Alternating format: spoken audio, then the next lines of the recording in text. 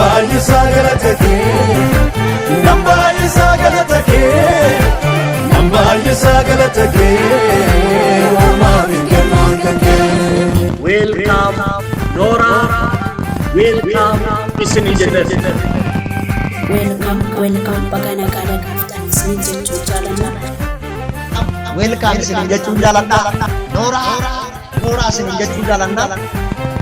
Shalom, nagaan waaqayyo hunduma keessanii haa baay'atu. Gaggeessitoota waldaa sagalee waaqayyoo isa jiraata. Abbootii hafuuraa waldaa sagalee waaqayyoo isa jiraata. Saba waldaa sagalee waaqayyoo isa jiraataa keessatti argamu. Jaartuu tokkoffaa fi lammaffaa keessatti kan argamtan hunduma keessanii bagaa kabajaa waldaa sagalee waaqayyoo isa jiraataa hundeeffama waggaa lammaffaatiin isin ga'ee bagaa waliin geenye jechuun jaaladha. Waaqayyo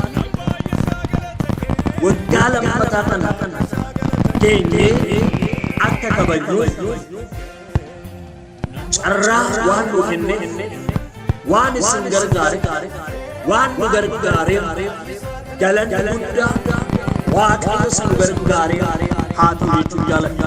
Nambayi sagalatake, nambayi sagalatake, nambayi sagalatake, Omari kenankake.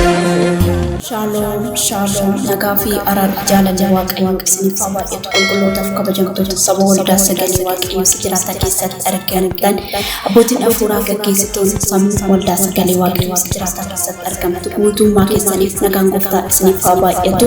Akkam nagaa ooltanii jirtu jajjabaattu inni madda nagaa keenya ta'e waaqayyoon galataa fi ulfina guddaa haa fudhatu.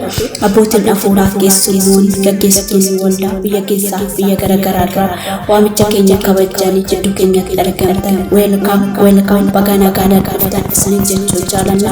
Waamicha keenya kabajanii jidduu keenyatti argamu keessaniif eebbifamaa waaqayyoon isinaa eebbisu. Baay'ee isin jaalanna, baay'ee isin gammachiisa olaanaa isiniif qabna. Sabni waldaa sagalee waaqayyoo isa jiraataa keessatti argamtan hunduma keessanii baga itti isin ga'e misiraachoo isiniin jechuun jaaladha. Guyyaan har'aa kun guyyaa galataati. Guyyaan har'aa kun guyyaa ilaalinni waaqayyo maqaan isaa ol haa jedhu. Galanni ulfinni gooftaadhaaf haa ta'u. Waaqayyo araaraaf gaarummaa isaa nuuf baay'isee kunoo nama keenya keessaa saba keenya keessaa namni tokko otoo waan tokko hin ta'in waaqayyo hundeeffama waldaa sagalee waaqayyoo isa jiraataa waggaa lammaffaan nu ga'ee jira. Maqaan gooftaa keenyaa haa eebbifamu ol haa jedhu. Nambayi sagalatake, nambayi sagalatake, nambayi sagalatake, Omari kenankake. Shalom nagaa fi araarri waaqayyoo isiniif haa baay'atu. Waldaa sagalee waaqayyoo isa jiraataa keessatti kan argamtan gaggeessitoonni abbootiin hafuuraa tajaajiltoonni miseensi waldaa hundinuu baga gammaddan baga waaqayyoo nu gargaaree baga waaqayyoo isin gargaaree sagantaa guddaa waggaa lammaffaa kabaja waldaa sagalee waaqayyoo isa jiraataa baga isiniin ga'ee baga keenya jechuun jaaladha. Dhaansuudhaaniif waaqayyoo nu gargaaree kabaja waggaa lammaffaa kana kabajattee waggaa sadaffaatti ce'uudhaa fi waldaan kun qophiirra jirti.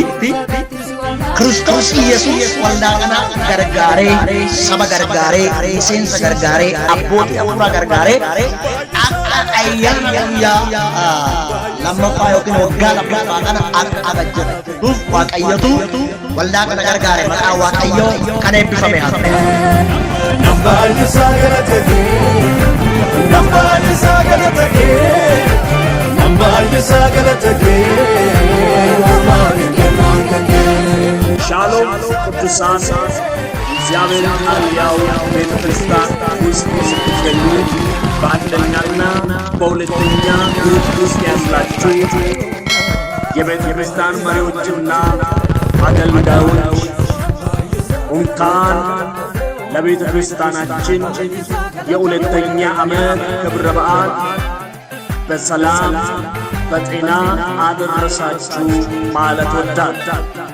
እንዲሁም የቤተ ክርስቲያናችን መመን ዘማሪዎች እንኳን ለሁለተኛ የቤተ ክርስቲያናችን ክብረ በዓል ዓመት አደረሳችሁ አደረሰን።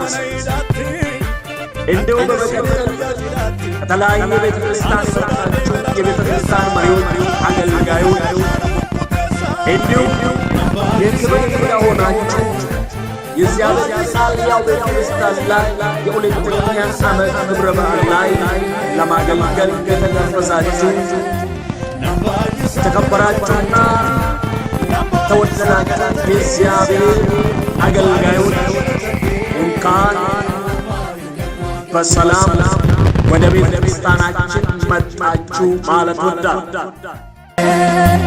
Nambalisa galatake, nambalisa galatake, nambalisa galatake,